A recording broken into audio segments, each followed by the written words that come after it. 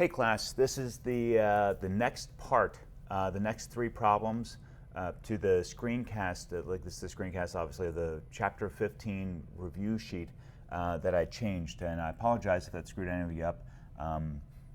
Nobody had submitted this assignment by the time I had changed it, so I hope I didn't screw too many people up. So let's take a look. The next three problems, here we go, everything's working. There's my reactant, my two products. So this is actually dealing more with Kp than Kc, which is good because we should get a mix-up of those two types of problems. So a gas cylinder at 500 K is charged with PCl5 at an initial pressure of 1.66 atmospheres. So let me just rewrite this here so I can put this into an ice chart. I'm assuming I'm going to need an ice chart. I typically start there. If I don't need it, then like I may have made a mistake. There we go. But that's fine, and I can always go back and redo it then. So let's take a look at what we got for the ice chart. So number one, I know that my pressure here is going to be 1.66, and that starts off just like the initial concentration of a regular Kc problem. I know that my products are going to be 0 and 0. So for change, I hope I've explained this over and over and over again so you know what the change is. The change is going to be minus x because there's no coefficient in front. Which means equilibrium for this is going to be 1.66 minus x. This is going to be a plus x because where change is positive for the products. So I just have x and x like this. So these are the equilibrium concentrations. My Kp expression, there we go, is going to be the pressure of PCl3 times the pressure of Cl2 over the total pressure of, well, not total, but PCl5, like this. So all we're going to do, and all of that equals, by the way, it gives us a value of 0.497. That's a number I got directly up here in the problem. So now all I do is substitute in the 1.6 minus x on the bottom and the x on top. So what does that look like? I end up with x times x, which is x squared. All of that over 1.66 minus x equals 0.497. So that's my, now from here on out, this is all algebra. Finding, there we go. This is all algebra, just finding what my values for x are going to be. So if I continue on with this algebra, I end up with something that looks like this. 0.497 like that times the 1.66 minus x like that, which then gives way to, let me just check my answer sheet here. I did this all previously because I've screwed up enough stuff to know to make, to check it before it actually works like this. So I get x squared equals this right here. So if I move x squared to the other side, I get a minus 1 from my a, minus 1 x squared, minus 0.497x, and then plus 0.825. So my number, my like a, b, and c, there's my a, there's my b, and there's my C, and I plug that literally into an app that tells me what x is then. So that means that x comes out to be a negative 1.12 or something like that, and then a positive, and we're always going to use the positive, a 693 is what I got from my app once I plug it into the quadratic formula. So that means that if I'm looking for PCl5, that means 1.66 minus 0.693. There we go. 693, and that's going to equal 0. Where did I write that down there? 967. My PCl3 equals 693, and that is and my Cl2, like that. So those two products are this pressure. This is all an ATM, by the way. And that's how I got the equilibrium pressures from the Kp. All right, let's continue on. I don't want this to be a half-hour long show. In which direction will the equilibrium shift when A? So now I'm going to, this is, by the way, this is all 15.7. This is Le Chatelier's, see, you don't have to spell it if you write it awful enough. Le Chatelier's principle. And I'm going to go through with you and show you how each one of these change. Now this, notice that this is positive, which means that I can actually put this over here as a reactant, 58.0 joules as a reactant. So that heat shows up as a reactant, means it gets used up during the equation as a reactant normally would. So let's go through this. If I take away, if I add this, that means my equilibrium is going to shift in this direction and increase the amount of 2NO2 that's going to be produced. So we are counteracting, like if we add on one side, it shifts to the other side. If we take away on one side, it shifts back towards that side.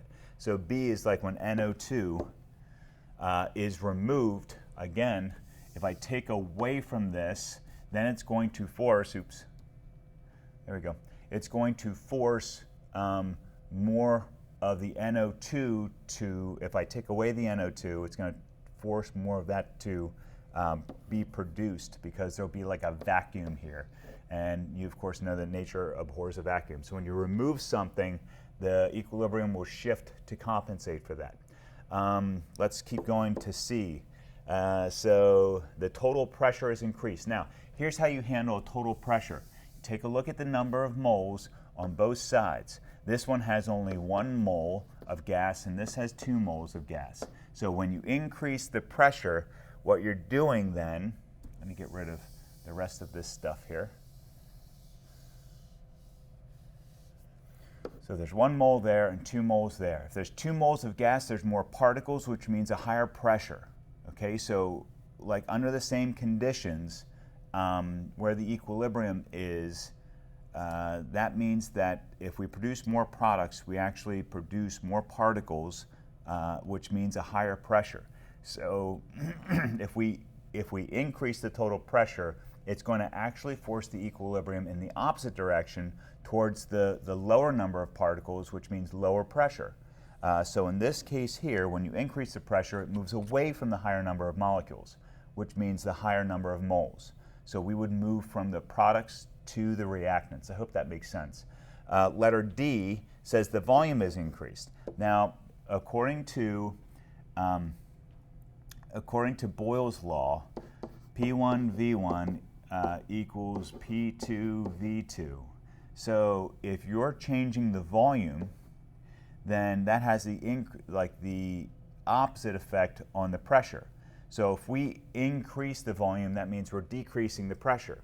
Think about this now. If the volume increases, that means you are allowing, say we've got the piston situation here, where there's a certain amount of gas that's trapped into the piston here, like this, but then we move the piston down, that increases, but the same number of particles are here. That means that the pressure decreases when we move the piston down. So if the pressure decreases, then the pressure will cause, the lower pressure will cause more particles to be made. So if we increase the volume, it's like decreasing the pressure, which will force more particles to be made, which will shift the equilibrium towards the products. I know that's like a stretch. That's like a whole chain reaction of things that are happening. Now the reason why I put the 58.0 joules, and the reason why I put that over here on this side is because it was plus. If this is a plus, then this belongs in the reactants, and if it's a minus, then that means this belongs, you can write that down as a product. Because if it's a minus, it's exothermic, heat is being made from the reaction, and it ends up as a product then. But this is endothermic, which means it belongs in the reactants, and if we increase the temperature, well here, the temperature decreased. If you decrease the temperature, let me get rid of this from the previous problem. If you decrease the temperature, that means that you are taking away heat like this, which means the reactant will go towards the reaction will move towards the reactant to compensate for the removed heat. Okay, if you increase the heat, let me make sure I'm doing that correctly.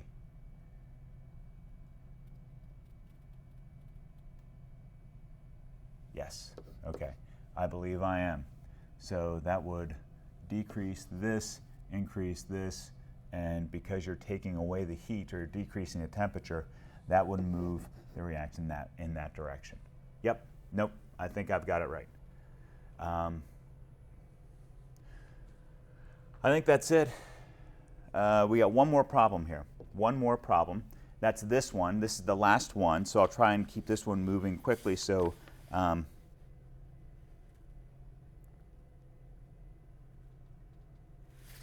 okay. So let's see what we got. 1,000 K, the value of Kp for the reaction. So here we have this reaction again, not this reaction again, but here we have another reaction with one product, one reactant, 2SO2 plus O2, like that. Okay, and the Kp then is equal to 0.338. Now I don't need to do a nice problem for this because this is telling us this is a reaction quotient problem, which is 15.6. So this is our first one like that. So what is the reaction quotient? Reaction quotient is exactly the same thing as, I guess I should do this in the P form, pressure of SO2 squared times the pressure of O2, all divided by the pressure squared of SO3, just like that. And let's find out what this equals, and then we can compare whatever we get for this to that number and see which way the reaction will move, whether towards the products or towards the reactants, all based on what we get from this. Now we just plug in, we're just going to plug in the 0.16, the 0.41, and the 2.5. So I plug that in to where it should belong. The SO2 is 0.41 here. I'm going to square that, and I'm going to multiply that by the 2.5 like that, and then divide all of that by the 0.16, and all of that squared like that. Now when I do that, when I do this calculation, what I get here for Q is 16.41. Now, excuse me, notice that when I talk about Q, if Q is larger, then when I compare it to Kp, and Kp is smaller, so that just like this, that means there's too many products, and the reaction should shift towards the reactants. That's what I'm looking at here. There we go. So shift toward reactants. How do I know that? There we go. Reactants, because this is 16.41, and up in the problem there, it gave us a Kp of, at equilibrium, we would expect to see a 0.338 number. And because this one's larger, that means it shifts in that direction, towards the reactants to equal out. If the Q were smaller than 0.338, then it would shift to the right to give us more products. Okay, that's it.